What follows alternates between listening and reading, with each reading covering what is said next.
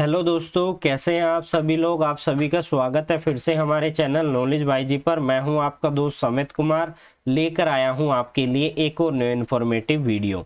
जैसा कि आप सभी को पता है, हम डेली एमसीक्यू की क्लास लेकर आते हैं और आज भी आपके लिए एक और एमसीक्यू की क्लास लेकर आए हैं। हमारी जो वीडियो होने वाली है वो हिंदी लैंग्वेज में होने वाली है। अगर आपको इंग्लिश में नोट चाहिए तो आप हमें कमेंट सेक्शन में कमेंट कर सकते हैं।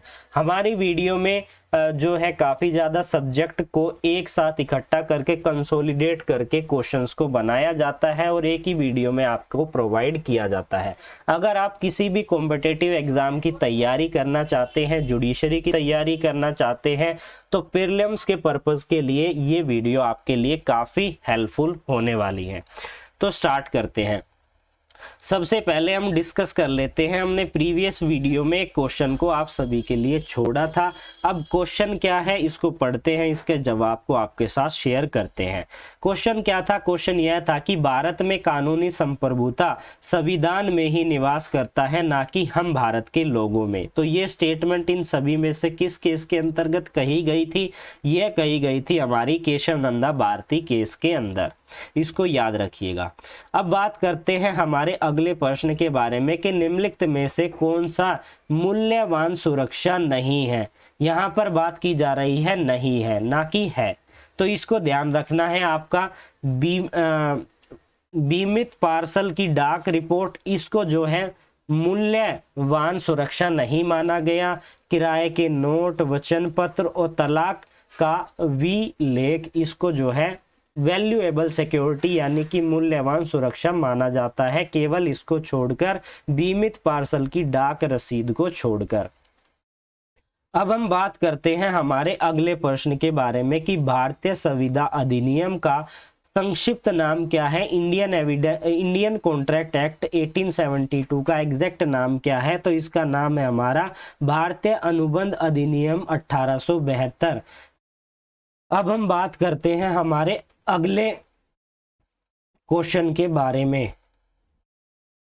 हमारा अगला क्वेश्चन क्या है? हमारा अगला क्वेश्चन हमने लिया है सीआरपीसी से, यानी कि आपराधिक प्रक्रिया संहिता 1973 में से किस धारा में मामले और अपील के स्थानांतरित करने के लिए उच्च न्यायालय को शक्ति प्रदान की गई है या शक्ति के बारे में परिभाषित किया गया है? यहाँ पर उच्चतम न्यायालय यानी हाई कोर्ट की बात कर रहा है। हाई कोर्ट के स्थानांतरण यानी कि ट्रांसफर की बात कर रहा है, यानी कि हाई कोर्ट केसेस और अपील को ट्रांसफर कर सकती है सीआरपीसी के किस सेक्शन के अंदर?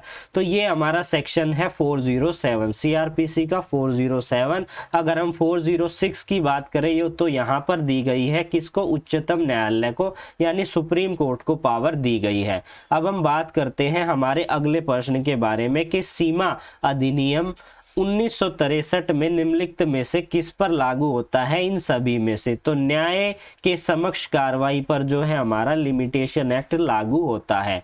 अब हम बात करते हैं हमारे अगले प्रश्न के बारे में जो हमने न्याय शास्त्र यानी ज्यूरिस्प्रूडेंस से लिया है। निम्नलिखित में से किस मामले में एक डॉक्ट्रिन है? डॉक्ट्रिन क्या है? अदालत में कॉर्पोरेट व्यक्तित्व पर पर्दा उठाया, यानी कि एक कॉर्पोरेट ऑफ व्हील की बात कर रहा है, जो कि एक डॉक्ट्रिन है। किस केस के अंतर्गत यह कहा गया था? तो यह कहा गया था हमारा Daimler company versus continental tyre company के मामले के अंतर्गत। अब हम बात करते हैं हमारे अगले प्रश्न के बारे में कि कार्यस्थल पर महिलाओं का यौन उत्पीड़न अधिनियम 2013 के धारा 9 के तहत जिसके पास हम यौन उत्पीड़न की शिकायत को दर्ज कर सकते हैं या किसके पास हम ऐसी शिकायत दर्ज कर सकते हैं? आंतरिक समिति, स्थानीय समिति, आंतरिक और स्थानीय समिति या उपरोक्त में से कोई भी नहीं। तो दोनों के पास की जा सकती है, आंतरिक समिति और स्थानीय समिति के समिति को। अब हम बात करते हैं हमारे अगले प्रश्न के बारे में कि विकलांग व्यक्ति के अधिकार अधिनियम 2016 की धारा 74 के तहत मुख्य आयुक्त और आयुक्त की नियुक्ति कौन कर सकता है, चीफ कमिश्नर और कमिश्नर की अपॉइंटमेंट कौन कर सकता है, इन सभी में से इस एक्ट के अनुसार इस धारा में जो बताया गया है तो ये की जा सकती है केंद्र सरकार यानी कि सेंट्रल गवर्नमेंट के द्वारा। अब हम बात करते हैं हमारे अगले प्रश्न के बारे में कि जहां किसी भी वाद के पक्षकार के बीच में धोखाधड़ी, मिथ्या निरूपण या गलती से कोई समझौता हो जाता है और पक्षकारों की सहमति के साथ एक डिग्री भी पारित की जाती है या हो गई है, तो पीड़ित पक्ष इस डिग्री को किस प्रकार समाप्त कर सकता है यानी सेट असाइड कर सकता है, निम्नलिखित यानी कि नीचे दिए गए पॉइंट के अनुसार। तो ये दूसरे वाद के माध्यम से ऐसा किया जा सकता है। अब हम बात करते हैं हमारे अगले प्रश्न के बारे में। हमारा अगला प्रश्न है इंडियन एविडेंस एक्ट से निम्नलिखित में से किस मामले में सर्वोच्चतम न्यायालय यानी कि सुप्रीम कोर्ट ने यह कहा है कि सह अभियुक्त को, एक्यूज्ड को स्वोकृति, यहाँ पर इसे कहते हैं कन्फेशन, बहुत कमजोर साक्ष्य है, एविडेंस है और वो केवल इस तरह से स्वोकृति पर कोई दोषसिद्धि नहीं हो सकती। यह बात किस केस के अंतर्गत कही गई थी? दोषसिद्धि का यहाँ पर मतलब होता है कन्विक्शन करना। तो यह कहा गया था कश्मीरा सिंह वर्सेस मध्य प्रदेश राज्य के मामले के अंतर्गत। अब हम बात करते हैं हमारे अगले प्रश्न के बारे में जो है हमारा घरेलू हिंसा महिला की सुरक्षा अधिनियम 2005 के यानी कि ये डीवी एक्ट की बात कर रहा है। निम्नलिखित में से किस धारा में घरेलू हिंसा होने पर हम मजिस्ट्रेट को एक आवेदन एप्लीकेशन दायर कर सकते हैं, किस सेक्शन में यह बताया गया है? तो इसके लिए हमारा सेक्शन 12 जब आप पढ़ेंगे तो आपको समझ में आ जाएगा।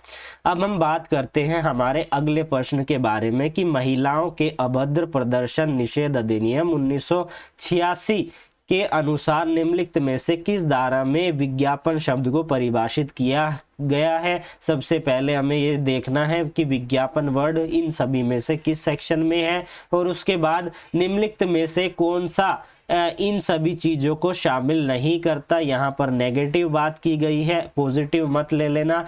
तो यहाँ पर सेक्शन 2A में डिफाइन किया गया है 1, 2 और 3, इन सभी में 2A है। अब इन सभी में से हम देखते हैं कि किस चीज को शामिल नहीं किया जाता विज्ञापन के अंतर्गत।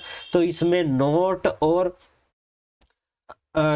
को और सर्कुलर को शामिल किया गया है, लेबल और रिपोर्ट को शामिल किया गया है, अभद्र फोटो और वीडियो को शामिल नहीं किया गया है। तो इसका ये बिल्कुल सही जवाब है।